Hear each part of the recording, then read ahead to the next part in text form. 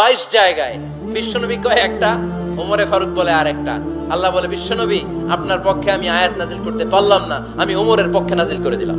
এক বাবা এসে বললেন, ওমরে ফারুক আমার ছেলে কথা শোনে বেয়াদব। ওমরে ফারুক ছেলেরা ডাকলেন, বাবা তুমি তোমার আব্বাজানের কথা শোনো না, এটা তো কবিরা গুনাহ। ছেলে বলে, ওমরে ফারুক সব দায়িত্ব আল্লাহ ছেলে মেয়েদেরকে দিয়েছে। ওমরে ফারুক বললেন, অবশ্যই দায়িত্ব দিয়েছে। তাহলে বলেন আমার বাবার দায়িত্ব কি? উনি বললেন, প্রাইমারিলি প্রথমত 3 দায়িত্ব। আইয়ান তাকিয়া উম্মা, পৃথিবীর প্রতিটি বাবার উচিত ছেলেদের মেয়েদের জন্য ভালো মায়ের ব্যবস্থা করা। 2 নম্বরে আইয়ুহসিনা ইসমা, সুন্দর তার একটা নাম রেখে দেয়া। 3 নাম্বার ইউআল্লিমাহুল কিতাব, তার আল্লাহর কিতাব শিক্ষা দেওয়া। এবার ছেলেকে আমার আব্বা 3টার একটাও করে নাই। এবার ওমরে ফারুক রেগে গেলেন, বাবার কাঁধে ধরলেন, বললেন তুই ছেলের জন্য বিচার নিয়ে আসলি, তোর 3টা দায়িত্বের একটাও তুই পালন করিস নাই। ছেলে বলে, আমিরুল মুমিনিন আমার মা নর্তকী, আমার মা মাজুসি, আমার মায়ের মধ্যে কোনো আদব কাদব নাই, সুন্দরী দেখে আমার মারে বাবা বিয়ে করছে, আমার মায়ের কাছ থেকে জীবনে কিছু শিখি নাই। 2 নাম্বার সাম্মানি খানফাসা, আমার বাবা আমার নাম রেখেছে চামচিকা। কি নাম রাখছে? এটার নাম হইলো একটা, এরকম উল্টাপাল্টা নাম আছে না? নাই না, এগুলো রাখবেন না। আব্দুল্লাহ রাখবেন, আব্দুর রহমান রাখবেন। আর একটা কি বলছি আজকে? হুজাইফা রেখে দিয়ে পারবেন। ওয়ালাম ইউআল্লিমনি হারফাম মিন কিতাবিল্লাহ আমিরুল মুমিনিন, শুধু তাই না, আল্লাহর কোরআনের একটা অক্ষর আমার বাবা কোনোদিন আমারে শিক্ষা দেয় নাই। ওমর ফারুক রেগে গেলেন, এবার বাপের কান্দে দইরা মারতে শুরু করলেন। তুই পোলার নামে বিচার নিয়ে আইছিস, তোরে মার দিমু আগে। এরকম নেতার দরকার আছে না নাই? মদিনায় এক লোক তার বউরে রাগের চোটে 100 তালাক দিয়ে ফেলছে। কয় তালাক দেয়ার নিয়ম কয়টা? দিছে কয়টা? এবার স্ত্রী কাঁদতে কাঁদতে এসে বলে, আমিরুল মুমিনিন দেখেন, আমার স্বামী আমারে রেগে মেগে 100 তালাক দিছে। ওমর ফারুক বললেন, দইরা নিয়ে এটা নিয়ে আসা হলো। ওমর ফারুক বললেন, কয়টা তালাক দিয়েছো? কয় 100টা। কেন দিছো? কয় মাথা গরম আছিল। এরকম আছে না? তালাক দেওয়ার সময় সব তালাক, তুই তালাক, তোর মা তালাক, তোর বোন তালাক, সব তালাক। তালাক দিবে ওয়াইফ রে, দিতেছে সবাই রে। ওমর ফারুক বললেন, দিবে 3টা, 100টা দিলা কেন? কয় মেজাজ গরম ছিল। কয় দাঁড়া, আত-তালাকু মিন শাআইরিল্লাহ, তালাক হচ্ছে আল্লাহর দেয়া বিধানের একটা নিদর্শন, এটা নিয়ে তুই খামখেয়ালি করলি। আমার রায় শোন, আমার রায় হচ্ছে 3 তালাকে তোর বউ তালাক, বাকি 97 তালাক তোর পিঠের উপরে পড়বে।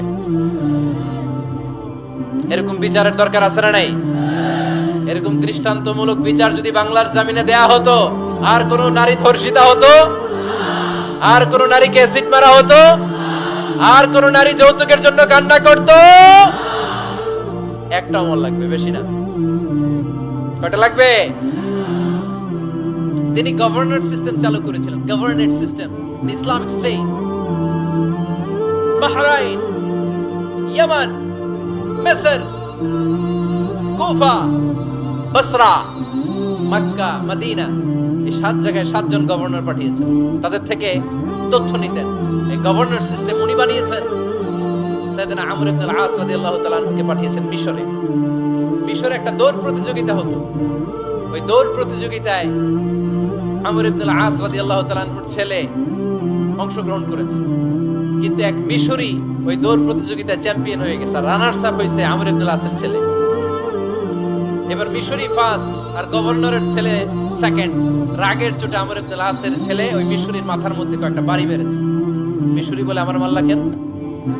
তুমি খেলায় পারো না, আমারে মাল্লা কেন? কয়, আনা ইবনুল আকরামিন, আমি গভর্নরের পোলা, আমি যা বলবো এটাই হবে, আমার উপরে কথা নাই। মিশরি ওইখানে আর ঝগড়া বাঁধায় নাই, মনে দুঃখ নিয়ে মদিনায় চলে আসলেন। এসে বললেন, আমিরুল মুমিনিন, আপনি আমর ইবনে আল-আস রাদিয়াল্লাহু তাআলা আনহুকে মিশরের গভর্নর বানিয়ে পাঠিয়েছেন। একটা প্রতিযোগিতায় আমি চ্যাম্পিয়ন হয়েছি, ওনার ছেলে হয়েছে রানার আপ। কেন সে চ্যাম্পিয়ন হতে পারে নাই? এই কারণে আমার মাথায় লাঠি দিয়ে 3টা বাড়ি মেরেছে। বিচারটা দিছে কার দরবারে? কথা বুঝেন নাই বোধহয়? ওমর ফারুকের দরবারে। ওমর ফারুক বললেন, তাই আগামী বছরের অমুক তারিখ আমি সব গভর্নরদেরকে ডেকে হিসাব নিতে, ওই দিন তুই থাকবি, পারবি না? মিশরে বলে, পারবো মানে অবশ্যই পারবো। ওই দিন 7 রাজ্য থেকে 7 গভর্নর হাজির, গভর্নরদের ছেলেরাও হাজির, মিশরীয় হাজির। 7 গভর্নরের কাছ থেকে 7 এলাকার খোঁজ খবর নেয়ার পরে ওমরে ফারুক বললেন, আইনাল মিসরি, মিশরী লোকটা কই, এদিকে আয়। মিশরী সামনে আসার পরে বলল, আমর ইবনুল আস, তুমি মিশরের গভর্নর, তোমার ছেলে সহ তুমি আসো। আমর ইবনুল আস এসে সামনে বসে রইলেন। এবার বললেন, ও আমর ইবনুল আসের ছেলে, তুমি নাকি ইবনুল আকরামিন গভর্নরের ছেলে, তুমি যা বলবা মিশরে নাকি তাই হবে, তোমার নাকি অনেক দাপট। নিজে একটা লাঠি এনে মিশরীর হাতে দিয়ে বলল, এবার তোর মাথায় যতটা মারছে তুই ততটা গুনে গুনে মার, আমি দেখবো। আমর ইবনুল আস দেখবে, আমর ইবনুল আসের ছেলেরে তুই এখানে মার। সে বলতেছে, থাক, আপনি বলছেন এতেই যথেষ্ট, মারা লাগবে না, আমি মাফ করে দিলাম। ওমরে ফারুক বলল, খবরদার, মার, মার ওর মাথার মধ্যে। মিশরী ওমরে ফারুকের ধমক শুনে ভয়ে ভয়ে 3টা বাড়ি মারল। এই বাড়ি মারা দেখেও ওমরে ফারুকের হৃদয় ঠান্ডা হয় নাই। লজ্জায় আমর ইবনুল আস, বয়স হয়ে গিয়েছে, সাহাবা, মাথা তখন টাক, মাথায় চুল নাই, লজ্জায় মাথাটা হেট হয়ে মাথাটা নিচু করে রেখেছে। এবার রাগের চোটে ওমরে ফারুক বললেন, এবার আমর ইবনুল আসের টাক মাথার মধ্যে একটা মার, মার।